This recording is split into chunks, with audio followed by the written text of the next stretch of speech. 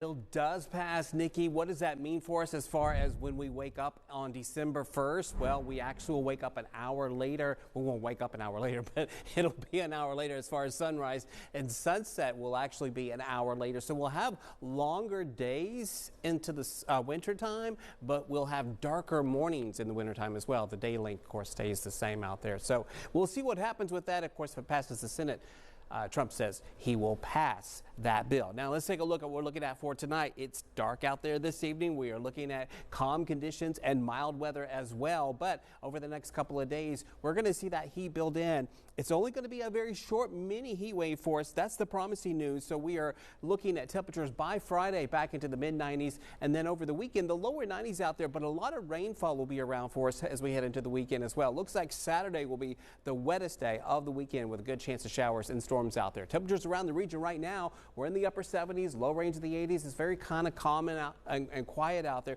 We will see mild conditions overnight. Not a lot of cooling, unfortunately, out there. So when you wake up in the morning, 77 degrees where we were running in the upper 60s just a few days ago. We'll top out about 87 at 10 o'clock, and by 1 o'clock already at 95, we'll top out about 101, 102. We do have high pressure built in. We're going to see that maintaining itself over us for a couple of days. That will keep us on the dry side until I think maybe Thursday afternoon. The model's latest run are indicating a few pop-up showers across the region. I'll show you those in Futurecast in a few seconds out there. But as we go through for tonight, 75 in Easton when you wake up in the morning, 74 Westminster, and 67 out over the mountains in McHenry. Now tomorrow, temperatures again in the low range of 100s. 101 is the actual temperature we're expecting in Baltimore, 103 in Westminster, 100 La Plata, and up on the eastern shore as well, 100 in Stevensville there. So all of us will be on the hot side. The place to go would be the beach, upper 80s there as you head out towards the beach there in Maryland.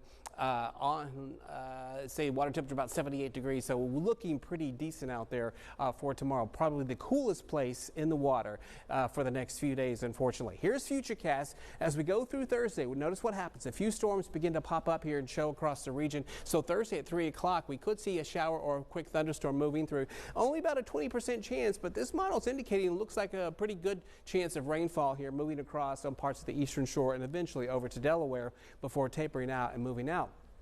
Friday is not showing much as far as rainfall. We are looking at about a 30% chance of storms on Friday, and then a much higher chance as we head into the weekend. Look at that. Saturday, 90% chance of storms, 60% for Sunday. We're going to keep that rain chance around for the next several days past the weekend as well into early next week. So we do have first alert weather days Wednesday and Thursday. Then we see storms begin to increase in nature over the weekend, especially Saturday, Sunday, upper 80s with chances of thunderstorms, and that continues into our Monday and Tuesday. Tuesday's highs only into the upper range of the 80s out there, so we will see the 80s for a while into next week. More seasonal weather for this time of the year. Now let's